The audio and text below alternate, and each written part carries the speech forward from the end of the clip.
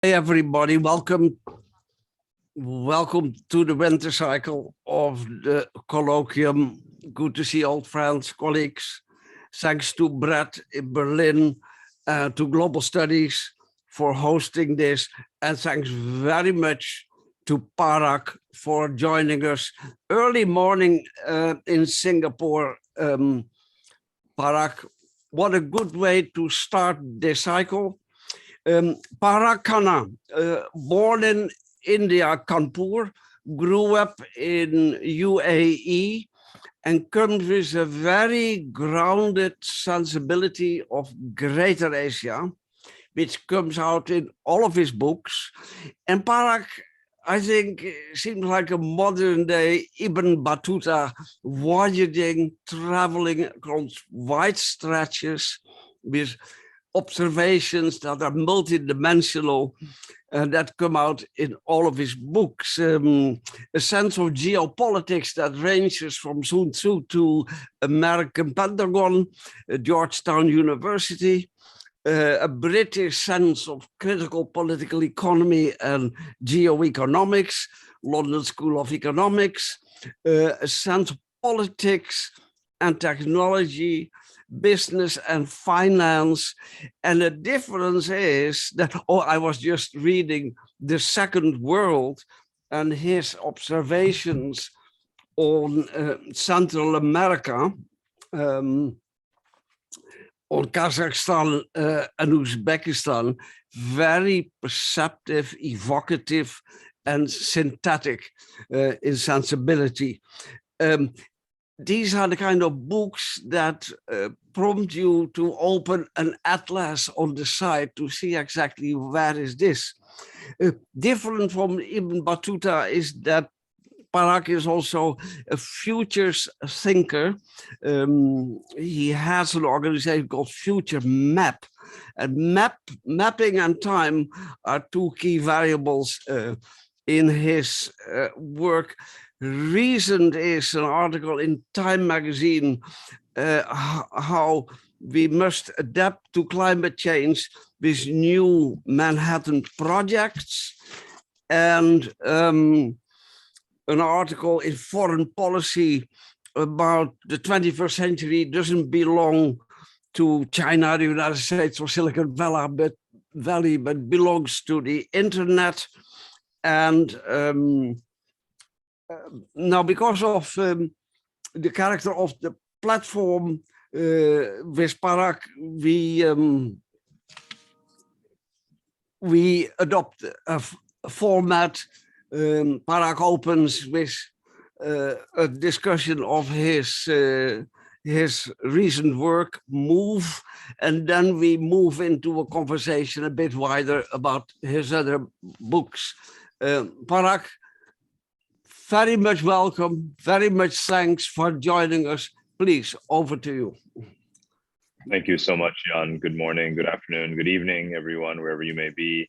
I see a very globally distributed group, very appropriate to the subject matter. So it's a pleasure to join you. I think I was going to be in California today, but we decided to let Omicron chase us over the Pacific and back into this enclave, this fortress paradise that we live in here in Singapore. But I'm sure I'm somewhat familiar with all of the locations you're in. I'm looking forward to hearing your perspectives from wherever you may be as we get into the discussion. So thank you again, Jan, for that generous introduction, and it's a great way to kick off the year. I'll share some slides that will I'll try to be brief, just maybe 15 minutes if possible. But Jan and Brett, feel free to circulate these slides later on if anyone is interested in holding on to them for future reference. So let me just share my screen here. Okay, so I start out with this question, if you will, is mobility destiny, which was originally going to be the subtitle for this book, but let me place it in a bit of context. A lot of times human geography and migration are treated something as residual categories, topics within sub-dimensions of global studies or globalization, but not necessarily viewed as a lens for broader changes. And what I wanted to do is to put human geography, human mobility central in explaining many other trends that are unfolding around the world, rather than viewing it simply as as one aspect of the globalization process, which it also is, but really one that is very, very central. And to make forecasts about its future, again, rather than simply observing it in a retrospective way. So we're all familiar with these aphorisms or axioms about the world. Is geography destiny? Some say demography is destiny. In a previous book, I talked about connectivity and infrastructure as a meta sort of historical trend, and again, a facet of the evolution of human civilization as we evolve and construct different categories of infrastructure, transportation, energy, communications, and what that tells us about systems change in world politics. And in this book, I'm asking, or concluding, if you will, the result of this is that mobility, so to speak, is destiny. Jan asked me to give a brief context to how I arrived at this point in my academic journey. And the Second World, which he just held up earlier, is I had a very nostalgic moment. Jan, that book is now I guess I submitted the manuscript 15 years ago, so I'm feeling my bones get weary thinking about the backbreaking research. So that was my first travelogue. I did about 40 countries, a fairly excruciating travel. Indeed, the Central Asian republics, some of the places that are obviously in the news right now, Kazakhstan, over the course of 2004, 5, and 6, to do that book. And that was a book of political geography or geopolitics, but very centered around the shifting of borders and the operational mechanics of imperial forces, in particular, what we today simply refer to as the big three. The United States, the European Union, and China, each operating in their own way to extend their influence around the world on the sort of playing field of globalization. In particular, Connectography, as I mentioned, was about global infrastructure and systems change, and how connectivity or the role of physical connectivity in geopolitics. And so that was a book of functional geography. And now, again, as I mentioned, we move into human geography. As Jan mentioned, of course, Asia is the geographic zone that winds up occupying a significant amount of space in all of these books. In maybe earlier in my writings, it was more from the standpoint of American foreign policy towards this geography. But then I took in the Asia book that intervenes a far more Asia-centric view of the world and talked about the Asian system and used that very particular term from international relations theory about the definitions and characteristics of a geographical and institutional system. And that term had really not been applied formally to Asia outside of Sino-centric approaches. And so that's what I tried to do in that book. And that brings us to MOVE. So let me dive in a bit. Now, as I say, I wanted to absolutely put human geography front and center. So this is page 2 of the book. I don't know if there's any text on page 1. So my point is to say that this is absolutely my central, sort of staging for the notion of human geography, and wanting to, again, not treat individual human beings, human life, human choices, behavior, movements at various scales as the central object of interest here.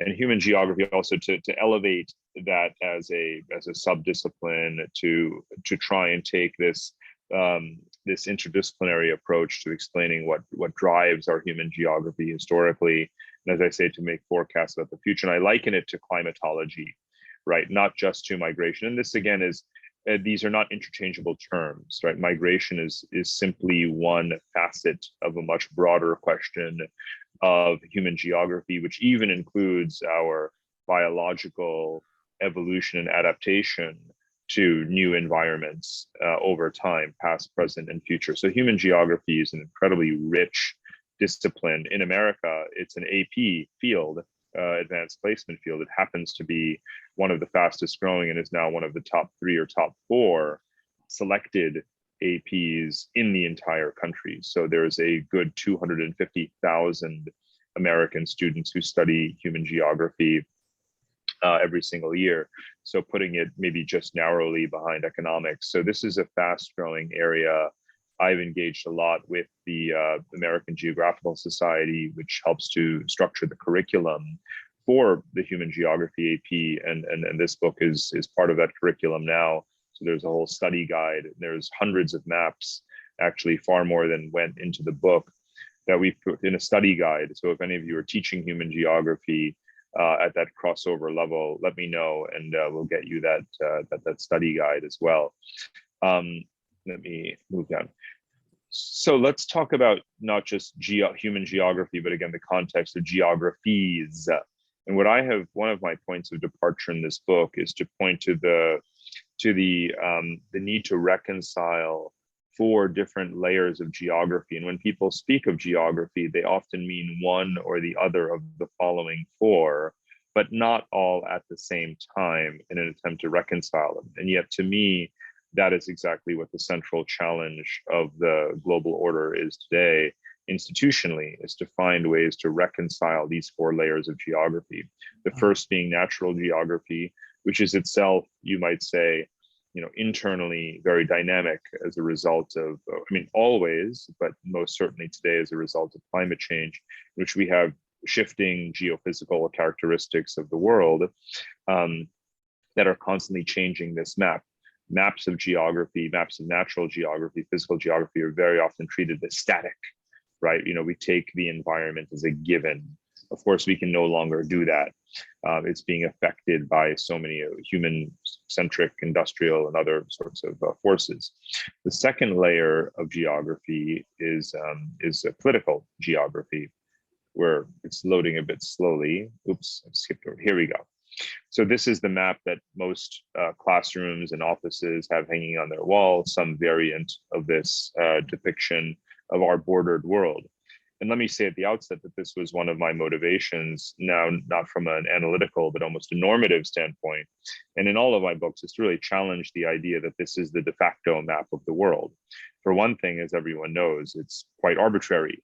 It's arbitrary that we live in a world contingent contingent nation states at the moment, such as we do. So in a very big picture sense, in a deep ontological sense, it's very arbitrary.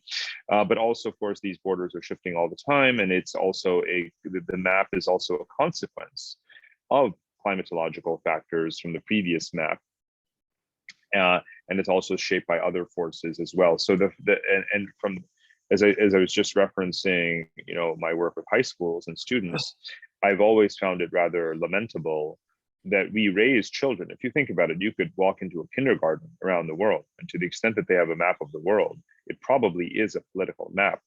So we have literally indoctrinated, inculcated, brainwashed the children of the world, and we've been doing it for generations, to believe that this is the natural map of the world, natural in quotes, rather than the actual natural map of the world. And I find this, downright not just regrettable, I find it heinous. And so, I've made this a cause, not just with this book, but really going back the last 5-10 years, to try to shift through cartography the lens through which we condition people to view the world, and not to view this as the default organization of the human species. The third layer is functional geography, and it's with connectography that I began to make that cartographic mission much more concrete. Began working with the Center for Geographical Analysis at Harvard, which is kind of at the cutting edge of GIS tools to produce maps, very accurate maps of global infrastructure and other phenomenon, and to elevate functional geography and say, well, this is the map that we, through our own volition, are building every single year. We spend, about $3 trillion on infrastructure every single year, which is far more than all the defense budgets and border control agencies in the world put together.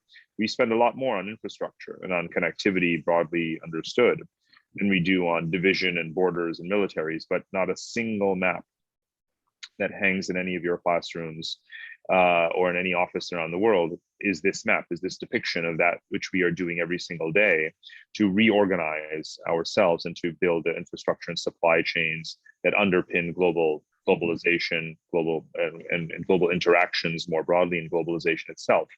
So this is the type of map that I seek to put, front and center. And then, of course, the fourth layer of geography is us, as I said on page 2, of the book. It's human geography. And of course, this also lends entirely new perspectives, to how we view the world. And of course, this is part of what brought me to focusing on Asia, is the sheer demographics, a world in which more than 50% of the human population lives in the broader Asian geography. The revelatory nature of understanding where we live as a result, of course, of climatic factors, right? Where the climate allows us to live is where we live. And from a long-term standpoint, we have thrived in that latitudinal climate niche of mostly 20 to 30 degrees north latitude as the optimal band for human settlement, obviously coastal and littoral areas, and so on and so forth. And again, we tend to not view the world in this way sufficiently. But again, my fundamental mission was to reconcile these geographies and to look at the mismatches among them, and to posit that so many of our problems in the world today and many of the solutions result from the misalignment and the need to realign these layers. And as I state, to take just the biggest examples, we have pressing labor shortages in the countries that are most rapidly depopulating. So that's human geography and functional geography. And we have areas that are forecasted to be beneficiaries of climate change, or at least the least negatively impacted by climate change, depopulating as well, while the majority of the human population lives in climate stressed areas. And that's what I'm going to show you right now. If you just squint your eyes and focus for the next 5 seconds, there's an animation I want you to see. So we started out with the distribution of the human population. There were 8 billion pixels on this map. I'll go back again. So here we are with the human geography. So, the present distribution of the world population. And now you move forward in time and you look at the NOAA, IPCC, NASA forecasts around what is called the suitability change. And red obviously means places that are becoming less suitable to human habitation with each degree of temperature rise, green becoming more suitable than they previously were. Again, it's a relative scale. And again, if you superimpose this on the previous map, what you see is people are in the wrong places, certainly not through their own fault. But what are we going to do to reconcile these geographies? And is there going to be a new human geography emerging as a result of climate change, among other drivers in the years ahead? It seems fairly obvious that if we live where we do, because that is what the climate has allowed over the last 12,000 years since the retreat of the last ice age, what does the future hold for our human geography? And are we going to cling to today's distributional kind of patterns, or are they going to change? Well, obviously they're going to change, but we tend to not think about how. So I've been doing a fair bit of writing, derivative of this book, and looking, just taking advantage of the COP26 moment and agenda, and pointing out that climate migration are 2 words that you barely hear at the same time in a COP process. Why? Well, I think all of you on this call will appreciate the answer as much as I do. And there's one single word to answer it, that's sovereignty. When sovereign governments get together, the last thing that they will ever discuss or that they will ever agree to is free mobility for people. Because in a world of globalization and global processes and violations of sovereignty, voluntary and involuntary, it could well be that the very last vestige of sovereignty that governments hold on to in an age where they're losing monetary sovereignty and can't control the flow of pathogens or cyber attacks across their borders, the one thing left when all else has been converged upwards, if you will, or devolved downwards, is the control over one's borders against the movement of human beings. And so whether it's Glasgow or Cancun or Copenhagen or you name the summit, you'll really never have a global migration agreement. You will have many efforts towards it. There will be, plenty of statements of the United Nations. Even the COP26 summit ended with a call for greater focus on climate adaptation and greater investment of resources in climate adaptation. But climate migration, no way, right? Will literally never happen. Even the most cosmopolitan utopian among us could not believe that the cynical process of international relations would agree to any kind of collective migration accord. As I say, we're going to have ever larger scale population movements owing to climate change. Already it accounts for a larger share of internally displaced people than political forces, political violence, civil wars, or international conflicts. So what I've sought to do is to speculate in this book around the destination geographies of mass climate migrations and plot them on the map and talk about the capacity of certain societies to absorb those migrants and what it means, obviously, for political stability, for the demographic and ethnographic composition of societies, politics, and so forth. Here is a data point I mentioned. One of the things I look at from the historical standpoint is not only the sheer number of migrants in the world in each of the past centuries, but the fundamental driving forces of those migrations. And if you go back, let's say, roughly to the colonial and post-colonial centuries, or the colonial centuries, starting with the 15th, 16th, 17th centuries, you find that generally speaking, the number of migrants, the migrant stock and flow in the world has expanded significantly, from millions to tens of millions in the 18th century, hundreds of millions of migrants in the 19th century. And as many forecast in this century, there could be well over 1 billion migrants.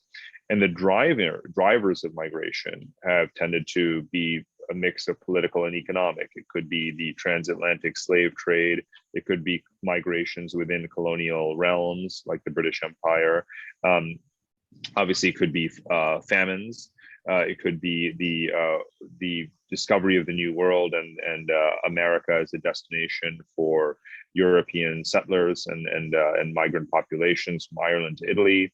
Obviously, it's political phenomena like the partition of India and decolonization. So what I do is just to take the kind of milestones, obviously World War II as well, and the expulsion of populations as well, also the collapse of empires in World War I as well. So you've had a mix of economic and political phenomena driving, and of course, these are very, very difficult to disentangle, and I make only a minimal effort to do so. I have different charts where I plot out the major events, but I don't pretend that these are neatly sort of divisible into pure economic drivers like the search for economic opportunity versus political forces. They very often go hand in hand, bearing in mind that, in the 20th century, for example, the migration of Turks and other populations into Europe, or Latinos and Asians in the United States, was actually largely, a combination of labor shortages and search for economic opportunity. But anyway, here in the 21st century, we already have a significant proportion of the total, sort of new migrant stock in the world driven by climatological phenomena, and this proportion, will surely grow over time, and as will the raw number. Now, of course, the world population quadrupled over the course up. Sorry, let me just go back. Again, we'll share these slides, but again, as I mentioned, what I do is go back hundreds of years and characterize the largest migrant flows into economic, political, colonial related, and now climate. You see how climate has emerged here. And as I mentioned just before, the 1951 Refugee Convention, which is one of the still standing statements on migration and migrant rights, doesn't cover climate migrants. So we already have a lot of novel legal cases emerging around the rights of climate migrants and how they're treated. And because this convention doesn't cover them, there's a lot of legal precedent that is being set. Well, anyway, what I do is, when I'm bringing us up to the contemporary kind of period now, I look at these 5 forces: demographic imbalances, which are more acute than ever, which is to say the gap between young and old within and across countries, and the labor shortages emerging from them; political upheaval, whether it is domestic, again, state failure, or whether it is international conflict, has always been a driver of migration. Of course, it's Syria, Afghanistan, Arab Spring, and so forth. Economic dislocation, the movement of peoples as a result of financial crises. If you look at deindustrialization in the United States and the Rust Belt, that was a driver of people moving north to south. The financial crisis at the same time pushed a number of Southern Europeans to the north. So economic forces are always significant. Technological disruptions, that again cuts two ways. It could be the labor automation that I mentioned earlier. In previous books, I've looked at Southern Chinese factory workers and their shifts as a result of factory closures owing to the demand shock of the 2008 financial crisis. But it also cuts in what you might call a positive way, which is that many of us, of course, are working from home. We're not working in the city of our employer due to technology as well, and our ability to Zoom, and so forth. And many people have been positing that during this lockdown, that's going to be one of the drivers of future, again, demographic decisions for the swath of the world population that is capable of remote work, that is technically what's known as location independent work. So, a services economy kind of work, and that's a growing share of the global workforce, according to the IBC. And then, of course, climate change, which is the original driver of human migration, and obviously becoming the largest driver again today. So you take all of these together, because you can't neatly separate these factors or crises, and you multiply it, if you will. I don't literally mean multiply, but again, the power of connectivity, the infrastructure that we've been building, enables greater mobility. And many of the infrastructures that were built for one purpose wind up getting used, as a migrant pathway. Look, of course, at trains and railways, in Southern Europe, Eastern Europe, and so on. So that leads to accelerated mobility. And it's this very paradoxical time to be making this claim, given the global lockdown. But if you think about, again, how acute each of these drivers is becoming, and then, it becomes obviously impossible to pretend that the mere sort of fact of this temporary global lockdown would put a brake on what has been an enormous expansion of international migration in recent decades. So I do think that we will resume that previous pattern of expanded migration as a result of all of these driving forces, individually and in combination. And that will result in, and again, ever larger numbers of people on the move, so to speak. And so this lockdown really was, again, temporary. But where does it take us, right? What does the future hold? What are the, again, scenarios? So a lot of the book, explores these four scenarios that I flesh out in some detail in the book, because of course we can't really know precisely where the future lies. But three of these four scenarios that I've constructed along the axes of sustainability and volume of migration are not particularly positive by any means.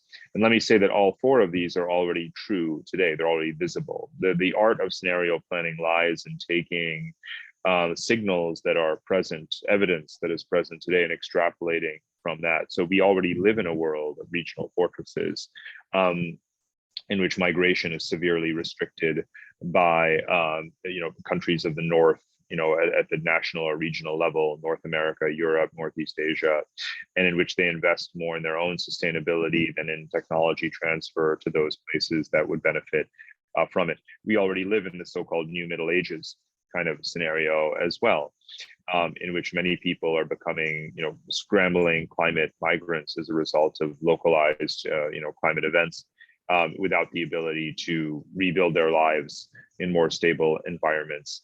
And where there's insufficient investment in climate-related adaptation.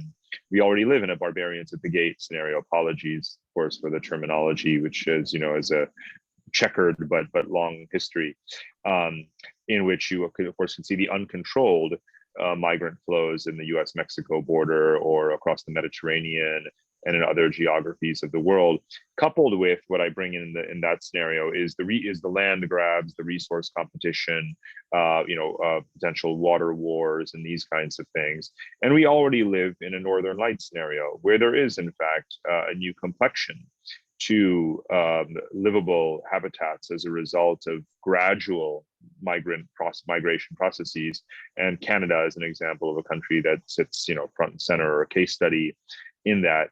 And to some degree, much lesser degree, Russia as well, and Northern Europe in general. So all of these scenarios are in fact true today. The question is, to what degree will each of these scenarios manifest in the different geographies of the world with each passing decade? And that forms the better part of the book, is this kind of just future casting through the lens of these scenarios, filtered through geography, with one, sort of, again, point that I was just about to make earlier, which is that through the lens of our global demographic plateau and decline. Because demographic studies, which is of course some component of human geography, demographic forecasting over the past 25 years has tended to project a high-end scenario for not some would fall into a Malthusian branch of that analysis, suggesting that not only is the world population headed towards 12 billion, 13 billion plus, which is what some of the forecasts were in the up through the 2000s. But that, of course, that is going to bring about certain, Malthusian kinds of scenarios. But with each passing year, our forecasts have bent the curve significantly downward. And that's well justified, because fertility has been collapsing, urbanization, female empowerment, education, economic stress, and now climate consciousness are all factors that have rapidly brought down fertility everywhere in the world, including in China, India, Africa, and elsewhere. So every time we go through this exercise of demographic forecasting, we make significant downward corrections in our projections of the global population. And what I do in this book is I kind of push the envelope there, and I further correct downward from the 2019 forecasts that were done by the Gates Foundation and the University of Washington. They put the final sort of peak humanity, as I call it, at about 11 billion people. I think they're wildly off the mark there too. I think even 10 billion is too high. And now, since those forecasts were made before the pandemic, I'm sure you've all been hearing about the baby bust. And the baby bust that's underway right now is actually far more severe than the 2008 baby bust. Now, let me make a couple of points here. It's bad enough to have had 2 baby busts in such a short period of time. It's relatively unprecedented to have such severe contractions in global fertility twice in a 10-year period. Let me also point out that the pandemic baby bust that is still ongoing is substantially more severe than the global financial crisis baby bust. And therefore, as a result, not only is the global population going to be very clearly measurably affected by this, but that we're actually reaching the inflection point towards this peak humanity far sooner than anyone had expected. It won't be 2060, or whatever. It's more likely to come in the 2030s. Already, what we can say with some confidence is that Generation Z, which is today's, or rather Generation Alpha, which is today's toddlers, still not fully born, will be smaller than Generation Z. So if you have a Generation Z, a teenage, sort of child, they belong to the largest single generational cohort that the human species has ever produced and will ever produce. And it literally does go downhill from there. And with accelerating baby boomer mortality, which is projected to pick up towards the end of this decade and into the 2030s, you will actually have a significant downward correction in the global population beginning relatively soon. So this is a really novel situation, because none of us have lived at a time when the human population was not exponentially increasing from 2 billion people 100 years ago to 8 billion people today. The curve has been very, very steep. And now suddenly that is coming to a crashing halt. So I elevate this issue here as a background condition, because the question of the future human geography is not a question of managing an ever expanding demographic. And therefore, we need a new psychology around this issue, because we're really just talking about 9 billion souls, 9 billion, human beings is all. That's it. It's actually not a very large number, especially since a lot of them are in, let's say in China, in India, in Africa. The fact is that if you live in Europe, or if you live in North America, if you live in OECD country, you're already at peak humanity. You're already in a depopulating country, if not for migration. And the most recent census data in the United States makes this abundantly clear. In fact, it was the headline news in America just a couple of weeks ago, was that America's population is growing at the slowest rate in centuries, literally since the 1780s. Europe, of course, you already know, is well past peak humanity, absent immigration. And we know this now that China's most recent census provided a significant downward correction of its current population, and even India, is very, very low fertility at this point. So you have the dependency ratios, you have the labor shortages, you have the gap between young and old geographically. Again, these mismatches. So does it suggest potentially that we're going to have a shift in our psychological attitudes towards migration, given those background conditions? One of the other things I do in this book is I mentioned that Generation Alpha is going to be smaller than Generation Z. Generation Y and Generation Z, the millennials and Gen Z together form the two largest generations in the world, which is to say the world is still more young than it is old. We often talk about a world that's aging, but in fact, the majority of the human population is under the age of 40, and mostly in developing countries. And what I wanted to do here is just to point out, and I think that this message will receive some sympathy, in this audience. When people use the phrase, the pronoun we, we speak about we as if we can generalize from our position about what are the common attributes, psychological or geographic or cultural, in the sense of Frederick Jameson's weird, right? Western educated, industrial, and so on, democracies. The truth is that the median human being in the world is not a Western citizen in a 2-income household, a husband and wife with 2 children living in a suburb. That is not we. And the median human being is actually more like this. It's young. It's someone who's single, unmarried, and perhaps not likely to get married, childless, because our children are not having children. There's nothing we can do about it. They're economically struggling, and they live in some, teeming, developing world city. That's a normal human being in the world today. So I presume not a single person, no one on this call, we maybe can potentially sympathize with that predicament, but that doesn't describe any of us. So I don't think that we're in any place to talk about who we are as a sort of, as humans. So what I try to do in this book is put myself in the shoes of who a typical human being is today. It happens to be the subject that I've often explored in my travels, because the people who I quote unquote hang out with when I'm not interviewing officials and academics is these kids on the street. These are the people who've been my fixers. When I go to Libya, or I go to Colombia, or I go to Uzbekistan, this is the demographic I've been hanging out with for the last 20 years. It is the young, struggling, childless, sort of urban youth. And that is actually the largest demographic in the world today as a community, is just urban youth, single urban youth. So I wanted to kind of explore the future from their perspective, and that's obviously well justified, because we'll all be dead. And therefore, if you want to write a book about the future of human geography, you have to look at the behaviors, the attitudes, the psychology, the movements of today's young people.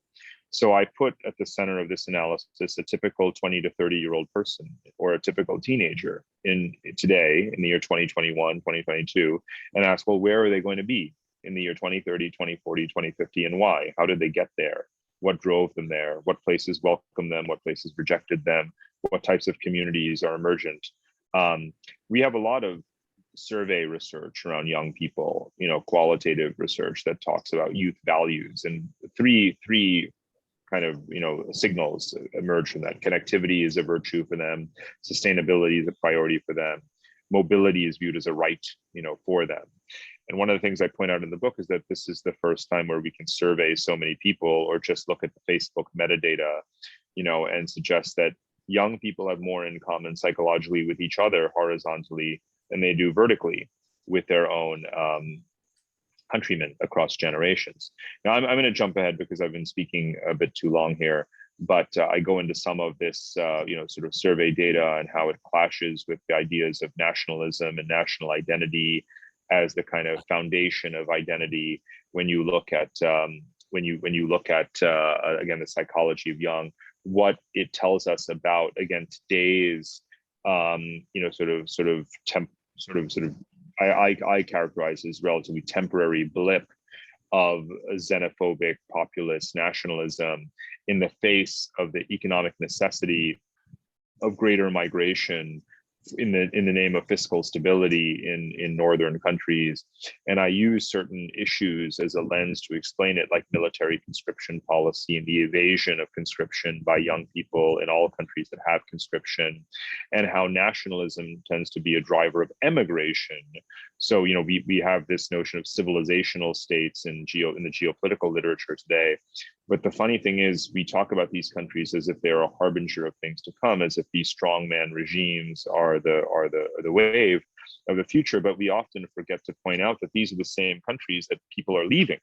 No one wants to live in Turkey or Russia or even India to some degree. So why do we, if we use the lens of human geography and migration to evaluate the strength of these civilizational states, we would point out that they are actually rather brittle if you look at their demographics and the relationship between nationalism and migration, and so on and so on. And then, of course, I look at Western countries that buck the trend of this notion of a wave of populism, and I highlight in particular Canada and Germany, whereas you see in the news all the time, Canada being pound for pound the most generous country in the world in terms of inward migration, 400,000 people per year, increasing its population by 1% a year.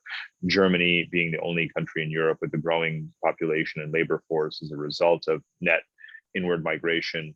And the fact that they've managed to beat back the far right populist parties. So there's a lot that one can say about this. And I get into, some, again, the normative and policy cases for how to go about thinking about, welcoming greater migrants and assimilation policies. Let me close on the big picture points again around the largest geographical vectors of human migration in the future, owing to a combination of these forces. Over the last 30 years since the collapse of the Soviet Union, we've settled into relatively stable regional clusters and regional patterns of migration. Asians within Asia, people of the former Soviet republics migrating within that zone. The largest inter-regional or transnational flow has been, of course, South Asians in the Gulf countries, Latinos in North America, and so on. What I do in the book is to particularly focus on two very large emergent and future trends, and they both emerge from Asia, from South and East Asia, which is where you have the highest concentration of young people who are willing and able to migrate. And the first is simply from south to north. It's from South Asia and Southeast Asia into North Asia, which means Central Asia and Russia, former Soviet Union more broadly. And there's a lot of anecdotal data, evidence of that I talk about in the book from my own travels in the Caucasus, Central Asia and Russia and so forth, whether it's farmers or doctors or other roles or construction workers. And I call this the reverse Mughal Empire. So those of us who hail from the subcontinent will find this humorous. Obviously, so you take the 500 years ago, the Mughal Empire emerged as a result of the Central Asian populations moving southward. Now what you have is South Asian populations moving northward, owing largely to climate change and labor market demand. The second vector that I look at is what I call Asian Europeans. Now, I grew up as an Asian American. I migrated to the United States when I was 6 and grew up, and I was in that category of hyphenated migrants known as Asian Americans. There are today more than 20 million Asian Americans. The Vice President of the United States is a half Asian American, but you don't have Asian Europeans. There's only 4 million people of Asian extraction who live within the European Union. I've bracketed out Great Britain, not only because it's not in the EU anymore, but obviously because it has a much larger legacy of post-colonial Asian migrations and a large Asian population. So in all of Western Europe, you have only 4 million Asians. whereas you have more than 25 million on the opposite side of the world across the Pacific Ocean from Asia. That's going to shift as a result of the demographic imbalances, the trade routes and connectivity, the sort of the new Silk Roads, if you will, and the growing economic ties between Asia and Europe. So I look at the growing number of Asian Europeans as a way for European countries to, again, continue in a piecemeal way to bridge their labor shortages, but also as a new demographic in addition to Arabs, Africans, and others that are already located in Europe, and what that is going to mean for European kind of demographics, politics, and social arrangements. Let me just wrap up here, which can get us into the debate. When we talk about mass migration today, whatever the cause, a lot of people recoil in horror. They say, my goodness, this is going to, trample the world, and how will we ever, adapt to this? And, we're not ready for a world of mass migrations. And I point out that actually, mobility has always been intrinsic to human nature. We are a nomadic species. In fact, over the past 100,000 years of history, we've been mostly nomadic. And in the past several centuries, the 19th century, which is often characterized as an age of nationalism, was also a century of mass migration. So these forces are not necessarily opposing. In fact, one is a driver of the other. And I point out that more broadly, things that we have proven to be not particularly successful at managing as a collective society are maintaining stability geopolitically, maintaining economic equality, and being stewards of the environment. But we've been fantastically good in the last several centuries at absorbing mass migrations. I dare say it's what we're best at in this world, because it's actually the thing that's most intrinsic to being human, is the capacity, the anatomical capacity for mobility, and building infrastructure and using it to move, whether it's voluntary or involuntary. So I want to reframe the psychology around this notion of the coming mass migrations, which is viewed as something that is a destabilizing force, because yes, it can be, but it doesn't have to be, because we've actually proven to be very, very good at it. And of course, the most successful societies in the world today, and to some extent, with certain exceptions, are places that have been welcoming to migrants, at least in the kind of, let's say, contemporary narrative prior to sort of Chinese exceptionalism in this particular regard. But so I wanted to kind of close on a positive note. And then the final point, just circling back to a layering of cartographies, because this is really, again, part of what motivated me, is to take the layers of geography and to put them all into one map, and to say that this is an accurate representation of, quote unquote, how the world works. If you want to understand the complex dynamics of the world today and take complexity seriously, you can't look only at international relations and interstate relations. You can't look only at functional geography. You can't look only at environmental geography. You can't look only at human geography. You have to look at all of them at the same time. And it is the interactions among these levels and layers that generate the complexity that we feel vulnerable to, or that we observe every single day in the world, and that we have to start to take seriously this cartographic complexity in order to untangle some of these processes and to make forecasts about how they'll play out, and ideally, of course, to come up with certain solutions. So I try my hand at some of those solutions, and I say, of course, in the end, geography is and destiny is what we make of it. But we have, the agenda that I conclude the book with is either moving people to resources or moving technologies to people, thinking about mobility as a human right and finding ways to divorce it from nationality. Of course, the prison, if you will, the prison of the passport, the contingency of one's geography of birth, and to evolve beyond sovereignty to what I called in the previous slide, programmable geography, or simply stewardship, and to realign these layers of geography. And as we do so, as people do relocate, to use the technologies that are available today to do so in a sustainable fashion, and so on and so on. So I'll just stop right there. And thank you again for your time, and I look forward to our conversation. Thanks, Parag. Thank you very much. This isn't bad for 4 a.m. in the morning, Parag. This is a bit up tempo. So just some quick notes. One, I'm speaking as a Eurasian. Second, description of globalization is we are all migrants. And a description of the new globalization is we will all be migrants. We are migrating again. Now, the situation says climate change, migrate, and many other signals say do not migrate. And you point out various ironies and contradictions there. Demographic decline has been, of all the pattern breaks, the biggest major pattern breaks in history. So this is a key point you rightly highlight. Now, just one remark to try and combine your work. Your work is a layering of maps. It's always grounded in geography, different kinds of geography, and as it were, each book combines a different geography with a grand theme. And the theme is politics in second world, the theme is infrastructure, in connectography, in technology, in another book, and in the future is Asian. The future, the ground theme is Asia. And now the ground theme is climate, right?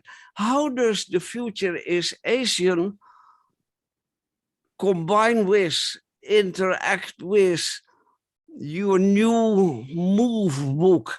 Right. Is Asia moving north into Siberia? And then we think of the circumstance that drought in Central Asia, in what that is now caused this mass migration from the steppes of between the Black Sea and the Urals, so that half the so-called Europeans are actually Asians in the old times, right? Is this a reconnection, a remigration? How do you view this? And is it Absolutely. true, by the way, Parag, that your Future is Asian book, one of the hallmarks, intriguing hallmarks, is that it is not China-centric.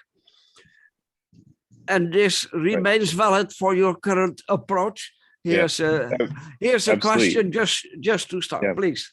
I mean, ever more so from a demographic standpoint, because of course India's population is effectively now, at the same level as China's, and certainly a far younger median age. Indians will have, and South Asians in general, of which there's a combined 1.8 billion, will have a far higher propensity to outward migration than Chinese do. The Chinese diaspora, which is currently still larger than India's diaspora, is still mostly concentrated in the Pacific, whereas the Indian diaspora is truly global and far flung. 20 million in just the Gulf countries alone. And so in the further we look into the future, the more we'll see that the Indian diaspora will actually eclipse the Chinese diaspora in size and scale. And of course, there's geopolitical factors, economic factors, and so forth, that linguistic as well, that will play a role in what I call cheekily the future being brown in many ways. So that is the way Asia is headed. It's also the way the world is headed in terms of complexion. In terms of Asia as a geography, you do see in the last 30 years, again, these system-like characteristics. You have a lot more Asian mobility within Asia. Let's remember that Asians travel and study far more in other Asian countries than they do in terms of coming to us. So, I mean, you teach in the University of California system, which has lots of Asian students. Remember that Asians are more than 3 times as likely to stay in Asia, but across the border in Asia, than to be able to afford to make their way across the Pacific to the United States. So Asia is becoming more Asian despite the geopolitical tensions. You just had the Regional Comprehensive Economic Partnership go into effect last week. It's the largest trade agreement on the planet. and ratified at the height of this pandemic. And of course, amidst lockdowns and so forth, Asians are more likely to stay in their own region. But within that, right, new vectors, Asians increasingly coming to Southeast Asia, going to the Gulf, becoming more Eurasian in the sense of making their way all the way to Europe. Definitely the rising populations of Indians and South Asians in Central Asia and Russia, all of those. The further you look into the future, the more you have something of a recreation. And this is you mentioned the sort of the Central Asian drought of millennia ago. I go back about 30,000 years to the collision of proto-humans in the Central Asian steppe, which led to the birth of the Indo-European language family and a very significant amount of genetic mingling. And you can see this in maps of, sort of maps that we have from the archaeological record that identify those geographies of significant Asian genetic interactions. And I do posit that that's kind of where we're heading back to, is this, Asian mingling, Asian intermarriage, of course, but Asians intermarrying and mingling with Western populations as well. So yeah, Asia remains central because, again, it represents the majority of the human population, and it always will represent the majority of the human population, especially amidst the collective decline, because Asia not only has more people, but it still has far more young people than the entire rest of the world. So if there's a two-word answer to who are the future humans, the answer is actually Asian youth. Today's Asian youth become an ever larger share of humanity's population every year into the future. So where they go is the answer to the question of our future human geography. One quick question, then open floor, please, Parag. Does this move of Asians also include Russia? With a note, Russia is becoming more climate hospitable, Siberia, West Siberia, etc., but politically inhospitable, unlike Canada, but because it has such a fortress approach. Right. How does that work for you? Well, so, the on-the-ground picture of Russian demographics is quite different from its political character. So if you take Vladimir Putin at his word, then you would think of Russia as a politically inhospitable, culturally, unadaptable, very rigid, xenophobic place.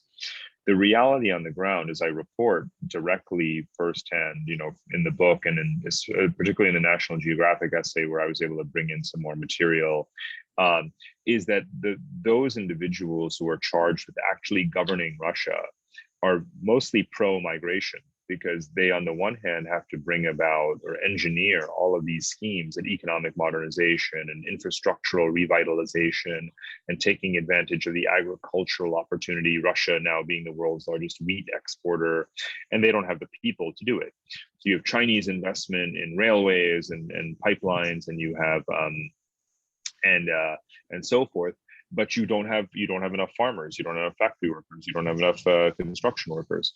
So Russians who actually have to do these things, which is to say governors, mayors, administrators, technocrats, they're largely, in my conversations, quite pro migration, if you will.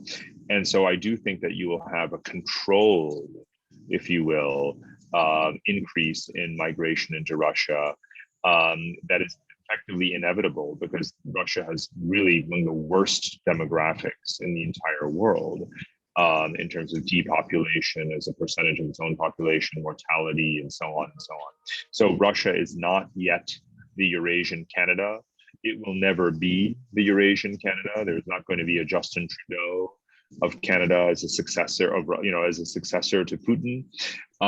But that said, you will see a gradual shift towards grudgingly recognizing and developing the frameworks around temporary migrants become permanent migrants. And this is what Japan has learned. Japan just passed some new laws that are, granting permanent residency to even low income earning foreign workers that are semi-skilled. So, Nepalese Nepalese people are getting permanent residency in Japan. That's not something you would have imagined a couple of years ago. That is a turning point. Yes, marvelous. Please open the floor. Colleagues, friends, who wants to step in here? David, Marcus, and then David, please. Thank you so much, Parag, for this wonderful presentation, sparkling with visual insights, and also a refreshing optimism that we are, yes, so good in actually accommodating migration. And I'm also really sympathetic to your suggestion, bribe the naysayers, bribe those xenophobes to give them a stake in the bonanza and the benefits of immigration. But what makes me worry is about why hasn't that happened already? What are the factors that have so far so strongly prevented this kind of bribing of the xenophobes? Why do right-wing populists in France, Le Pen, Zemmour, Trump in the United States, and I could name a lot of other countries in the North Atlantic region that I'm familiar with, where those political entrepreneurs on the right seem to flourish by scapegoating the migrants. So how did that fail up to date? And what would then justify the optimism that at some point in the future it would then work out? Would that then lose the force? Is there some inbuilt mechanism, or is it simply a principle of hope based on agency, on insight? How could we envision that? It's a great question. So I think it would take too long to list all of the factors that have prevented us from proactively compensating the so-called losers from globalization or migration and addressing all of their cultural sensitivities. And of course, if you wanted to characterize the failure, you would obviously say, well, populist politics, democratic populist politics has been a more immediately present and powerful force than far-sighted demographic planning and technocratic vision around labor force integration of migrants and so forth. So the fact is a failure of governance, is simply put. Also, though, let's point out that the countries that we highlight as those that are anti-immigrant or that don't have a sensible policy towards in migration and assimilation, such as France, such as Italy, these are hardly role models. Let me be perfectly blunt. And I think part of what will induce the change more broadly is countries looking at Germany, countries looking at Canada and saying, wait, I don't want to be like Italy. I don't want to be like France. I don't want to be in demographic and economic decline with the stagnant population fighting over the kind of the scraps of what remains in a stagnant economy. I want to be a flourishing, thriving, expanding economy in a dynamic cultural landscape, like Germany is today, like Canada is becoming today. And so I think that role model effect, that signaling effect.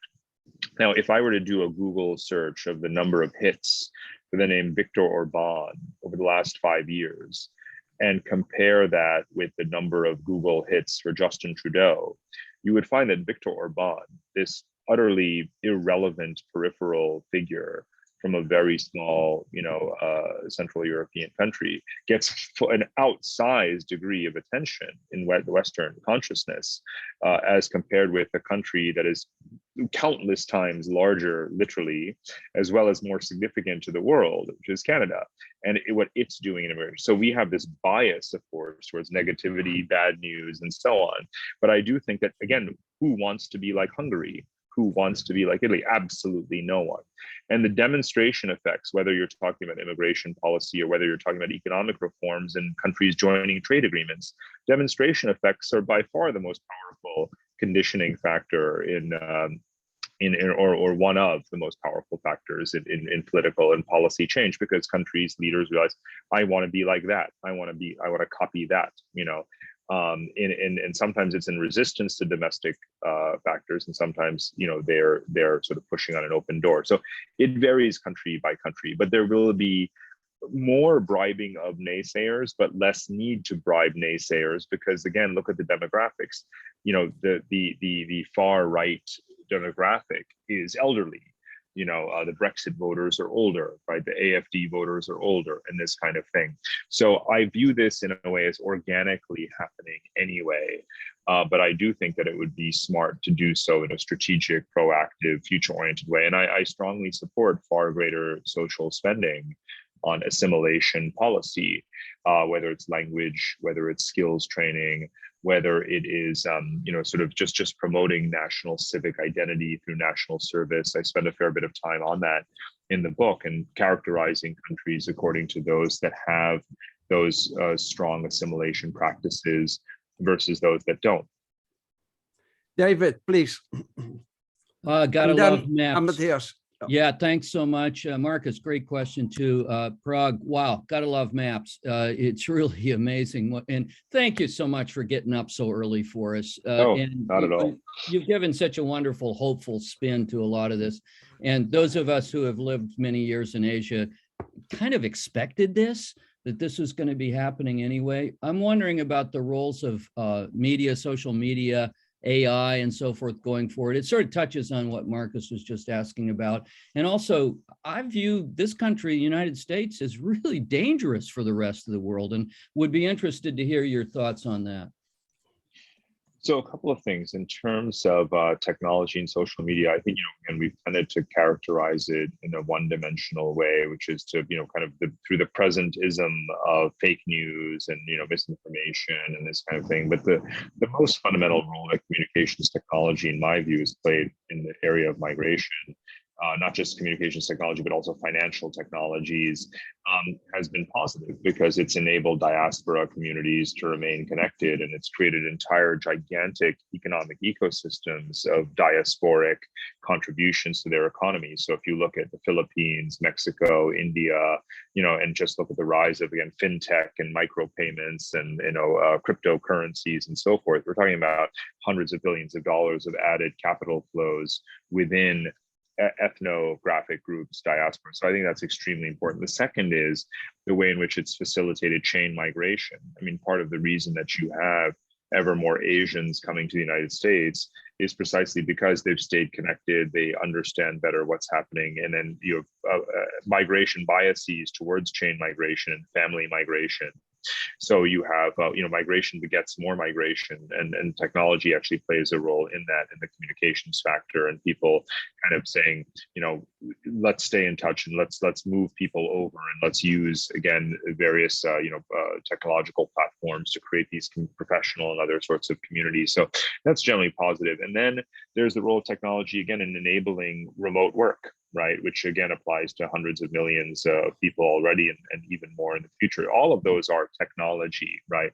AI is going to displace a lot of people for sure from their present work, and it also displaces them potentially from their capacity to be able to afford to live in the geographies they've been in. So, I can cite examples have been displaced from financial services and publishing who lived in Midtown Manhattan and can't afford that anymore. So they moved to Vermont, or something like that. And that's happening all over the world. So there's just so many aspects of this, and this sort of, fake news and filter bubbles and all that's just one dimension of it that's very dynamic and ever changing.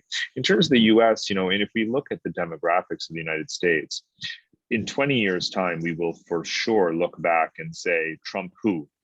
Turns out he was just a blip, right? Because we've already gone back to significant expansion of migrational preferences and policy. Yesterday, in fact, some data was released that the number of H-1B visa applicants and approvals has shot up again. And the speed at which H-1B visas are being approved is at record levels now. So actually, the Biden administration is fixing the system in the guts, in the bureaucratic guts, digitizing application processes. The Canadian immigration portal has 95 out of 100 metrics digitized, and US visa applications is like 9% according to the Cato Institute. So the United States will eventually get towards a more technological approach to immigration policy, and we'll go back to being a very, even under Trump was a mass migration society. It's just that with mortality and lower fertility, you've had not an insufficient intake of people, but the United States could easily go back to taking 600,000 to 1 million new migrants every single year, which would be far larger than Canada or any other country at the turn of a hat. It could well be that in 2022, it could well be that this year, I would say, and it'll be interesting to look back in December, that 700,000 or 800,000 people migrated to the United States, which would again be more than the entire rest of the world put together. So it can turn on and off like a switch, and Trump will have just been a blip, really. And as it happens, the October census revealed that the American population under Trump did become more diverse, more mixed race, certainly more Latino. So the truth is that populist politics tends to have a far less impact on these much deeper, far deeper, human demographic and migratory patterns than we think it does. The latest record of people, Vladimir and Paul, would you please combine the questions? I saw Kim and Matthias also, but I'm not sure they're still on the list. Vladimir, please. Parag, thank you so much for this incredible talk. My question is about the prospective migration from South Asia and other parts of the global South to the climatically more increasingly attractive regions in the North. What needs to happen institutionally on the international level to allow this population movement over the next half century? As you rightfully pointed out, sovereignty is preciously guarded by many countries in the global North. So do you anticipate international pressure on the European Union, on Russia, on Central Asia to open up borders in the coming decades? Mm-hmm. It's a great question that I think is best answered from the bottom up rather than the top down. The nature of your question is top down. What needs to happen at the international level? As I said, we will never have a global migration accord. You could even have Nordic countries, or you could have, let's say, Northern countries. You could have Arctic Council countries take on the issue of migration, but they wouldn't agree on how they're going to handle it. The Canadian approach, the Scandinavian approach, the British Isles, Russia, Japan, they're all going to have different policies, let's face it, right? So there will never be coordination across countries of the North merely by virtue of the fact that they happen to be located geographically in the northern latitudes of the planet. That's all they have in common in terms of their political characteristics. And so you can see already the difference between the way, Sweden versus Denmark is handling migration, or Finland and Norway. And of course, Canada being very different from Russia. And the Central Asian countries have been much more welcoming, actually, of migrants than Russia has been. And I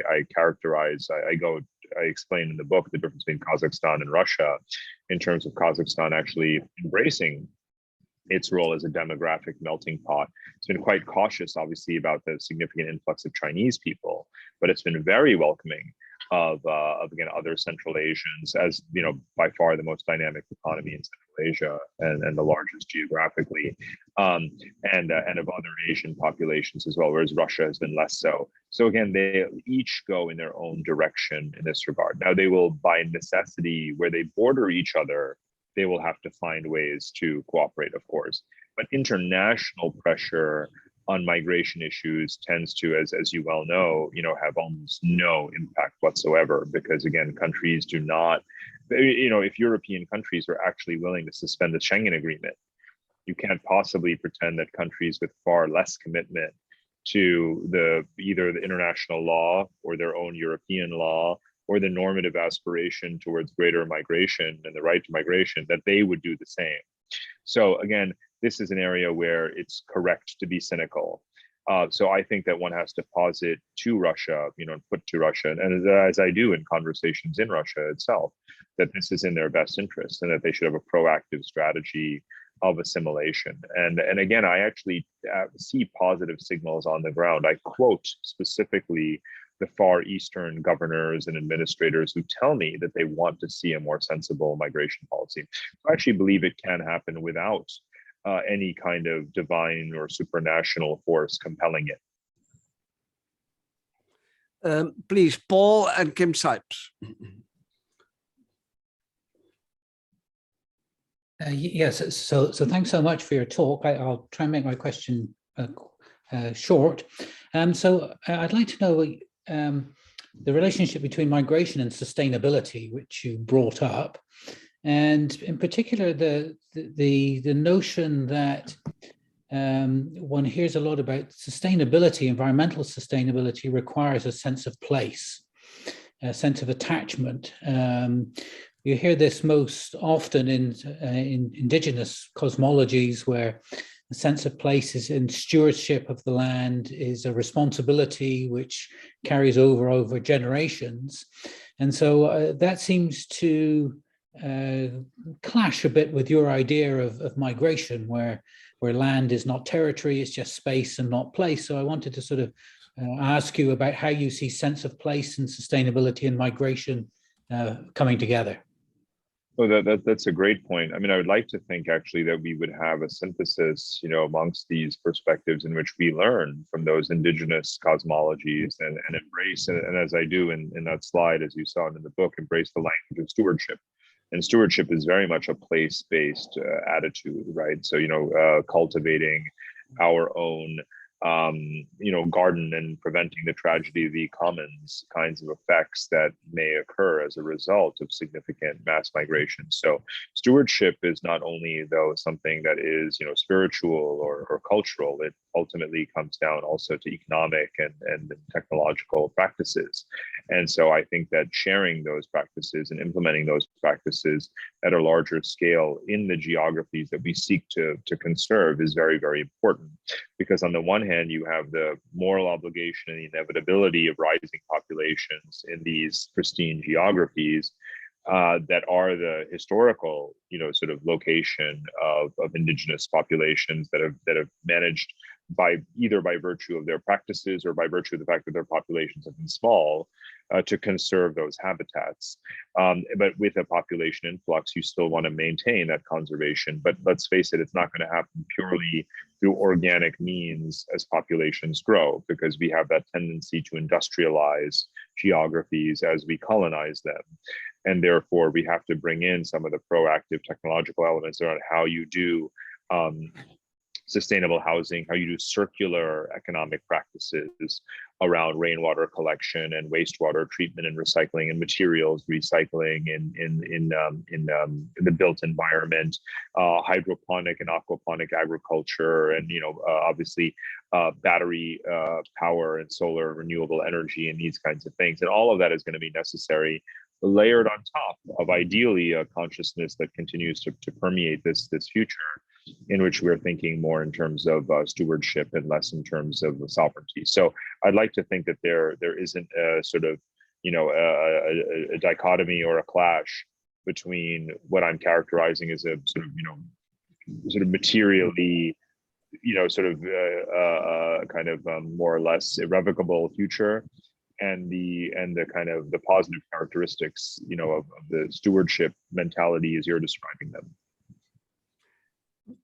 Please, Kim Sipes, and then Matthias Biddle. Please, Kim. Okay, thank you. Parag, excellent talk, really enjoyed it. I'm looking at things from a little different angle, in that I live in Indiana, in part of the Rust Belt in the United States. One of the things that we're seeing, of course, the U.S. differs very much from the coast versus say the upper Midwest, for example. One of the problems that we're seeing is that our economic system is not supporting the people that are here.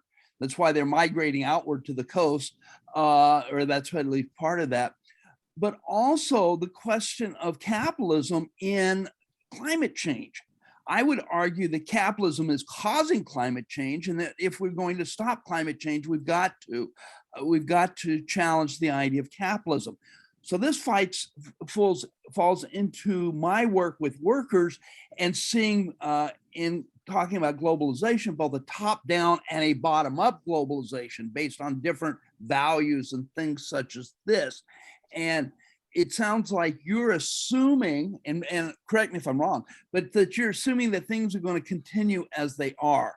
I mean, one of the things we're going to see is that as the climate gets worse, we see the rising of the oceans, and we're going to see migration out of the coastal cities. And you don't seem to take that on, or at least from what your talk is today. And so I'd like you to elaborate, if you would, on some of these ideas. Sure. So in the, in the book, actually in the slide that I had about the National Geographic series that I did around climate migration, I explicitly talk about the kind of three sort of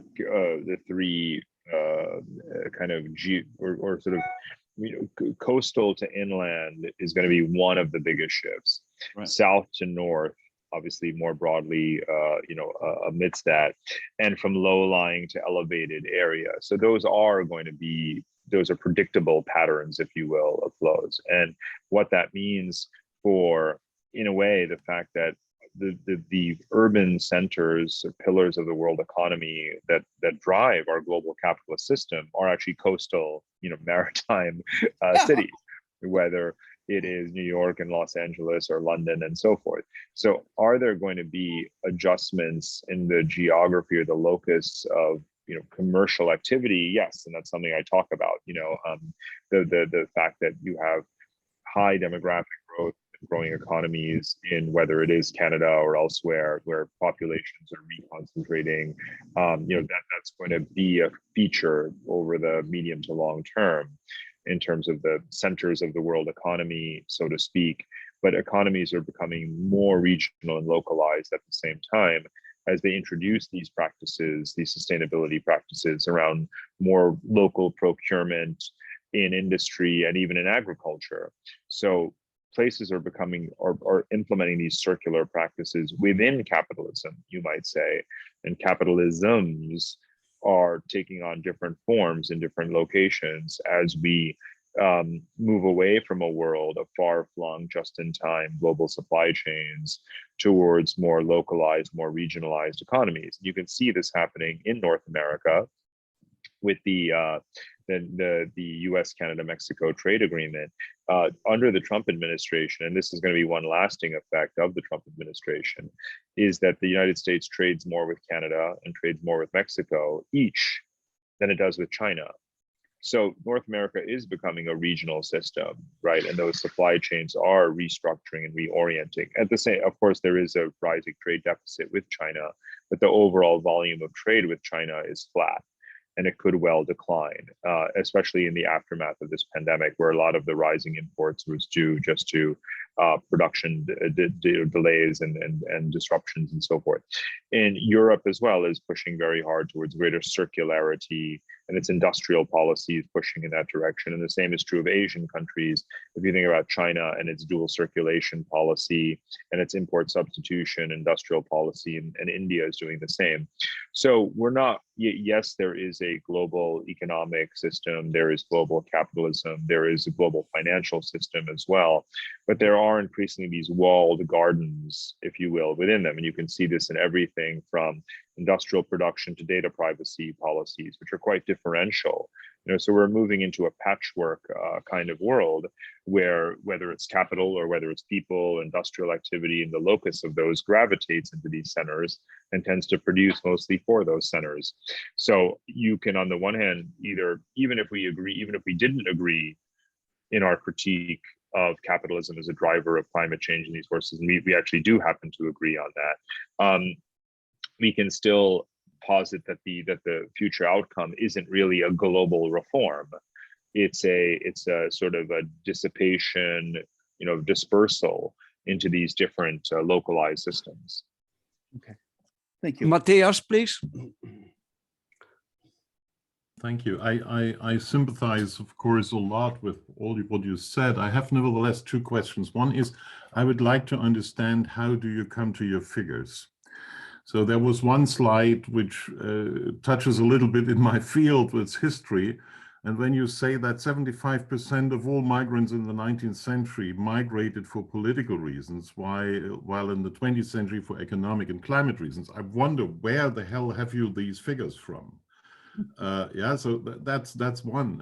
And the second is more of a conceptual question. I see two strands in migration studies. One is the push-pull fraction, always saying if you have any kind of reason to migrate, you will migrate. And you can stop that or push that a little bit back by political means.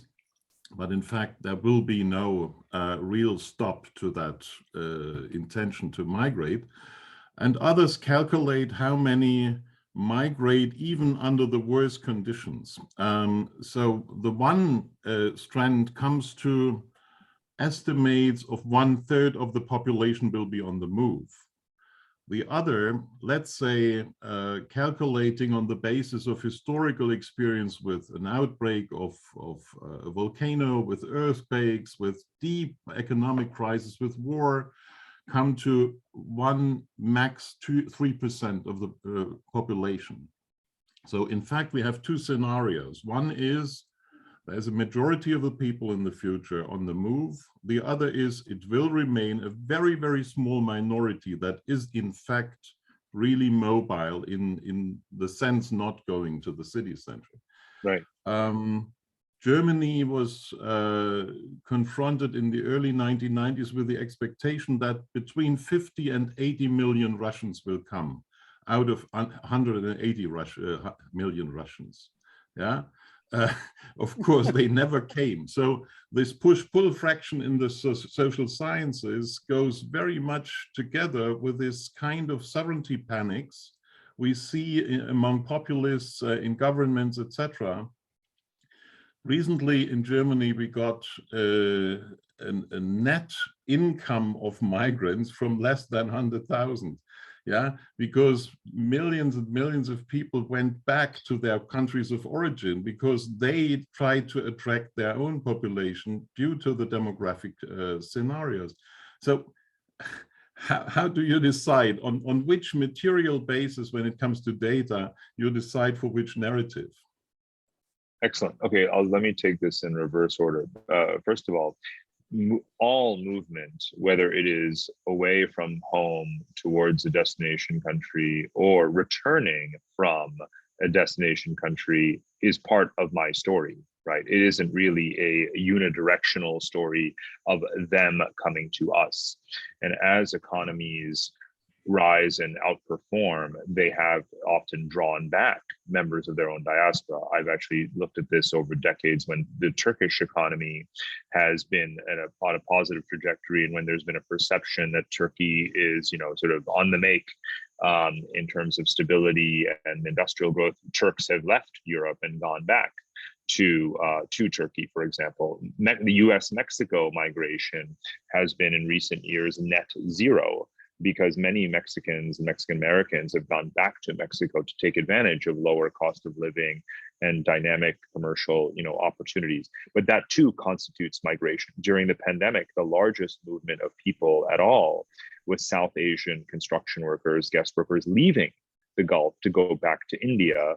And what I write about in National Geographic is quite a few of them going back to villages where they became farmers, because the agricultural sector has been high growing in certain provinces of India. So by no means do I take a Western centric narrative of them coming to us as the only vector that matters. It's all mobility in all circulatory directions that matters to me, actually, even if that means people going home. And it could well be that people don't ever leave their country. One of the things I say at the very beginning of the book is that, yes, we have about 8 billion people in the world, and we do have an optimization sort of problem, if you will, to speak about it in the strictly kind of material terms. But the vast majority of human beings have never left the country in which they were born, and that will probably continue to be true. And most Brazilians will never leave Brazil, most Indians will never leave India, most Africans will never leave their home nation, and most Chinese will never leave China. So I focus, therefore, on, rather than a particular geography, on the demographic segment, which is to say young people wherever they may be, because they are most capable of migration, have the greatest proclivity to migration, are making the greatest efforts at migration. If you look at young Latinos, if you look at young Africans, Eritreans, Ethiopians, if you look at young Indians, what do you see? They are the ones who represent today's and tomorrow's mobile, obviously Arab refugees into Europe and so on. So I'm focusing on young people, not because they represent 75% of the human population and that, you know, billions of people will move, but it's this particular set of 1 or 2 billion people across nationalities and geographies that will be moving. So there isn't a contradiction there at all. Only ask, how do you come to this 1 to 2 billion? I mean, the current calculations say it is 3% of the world's population, but you come obviously to 20. These are different different issues that we're talking about entirely. Okay. The fact that 3% of today's human population is defined as being the migrant stock of the world, 250 to 275 million people today, which is 3% of today's population.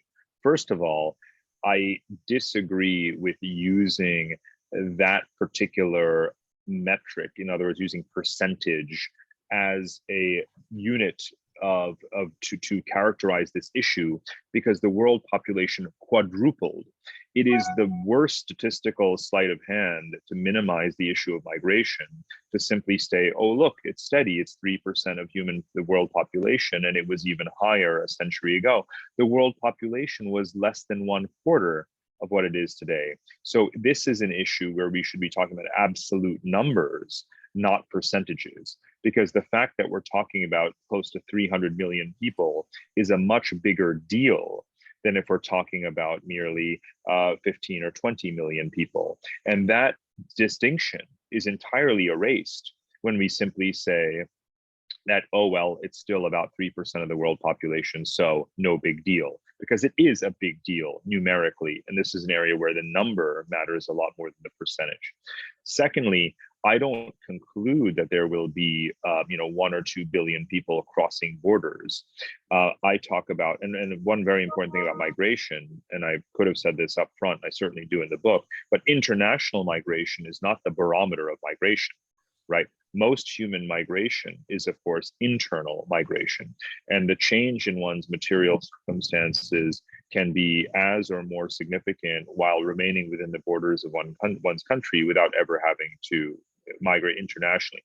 The fact that we have a bias in our literature towards international migration as something that we more easily measure, and that again reflects, of course, our cultural focus on ourselves, because they are coming to us. We don't, when Mexicans move within Mexico and Chinese move within China, of course, the largest mass migration in history is not recorded in any international statistics because it's simply Chinese within China.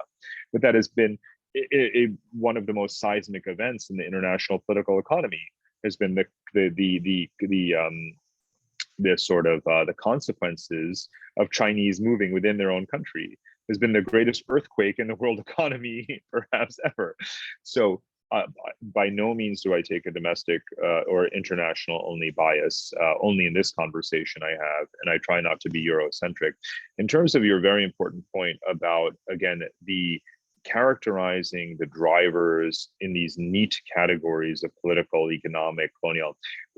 As I said at the, very, very transparently during my talk, I don't believe that these distinctions can really be made in a meaningful way, right? I don't think that you can just like if you look at today's Syrian civil war, the Syrian refugee wave, we know that climate played a role in the political unrest, in the economic failure, in the migrant wave, right? So, I embrace that complexity rather than attempting to say, well, this was a climate migration versus this was a political migration. And the same is, of course, true if you want to look at the deprivation in Italy, and the economic hardship and the agricultural failures, whether it's Ireland to Italy in the 19th century, are we really going to tease these out and say this was political and this was economic, or whether it's obviously 19th century European revolutions, whether it is European population movements, the tens of millions in both centuries, 18th and 19th centuries, tens of millions of Europeans moving to America. How many of them came for economic reasons versus political reasons and whatnot. I'm not actually attempting to create a hard and fast typology by any means. I would characterize that effort, as bunk, but I do look at the trigger events in each century. I actually have a whole set of slides that go kind of point by point. I'm very happy to send them to you, and please do correct them if you feel that I've taken an event and characterized it as, say World War II, and I say, look, this is a political event. Let's look at the number of, refugees that emerged from the European theater of conflict in World War II, and let's add that to this side of the ledger and tally and add it up. But of course, we're talking about very rough numbers and very vague associations, and I don't even want to indulge, because I agree with you that that would be a fool's errand. But the overall number is not really in dispute in terms of the growth in the aggregate number of migrants, international migrants, in each successive century. That's the much larger point. Thanks everybody for all your participation and your questions, and Happy New Year. And Parag, thank you so much for joining us in your early hour. Thanks very much. What a pleasure, this opening of the colloquium. Thanks much. I appreciate it. Thank you. Yeah, and there are also comments from other colleagues like Richard Falk, who cannot join now, but he wants to connect on video later on. Thanks a lot, Parag. Thanks, everybody. Please. Happy New Year. Happy New Year. Thanks, everybody. Parag, wonderful presentation. Thank you. Thank you so much. Bye-bye. Happy New Year. All right.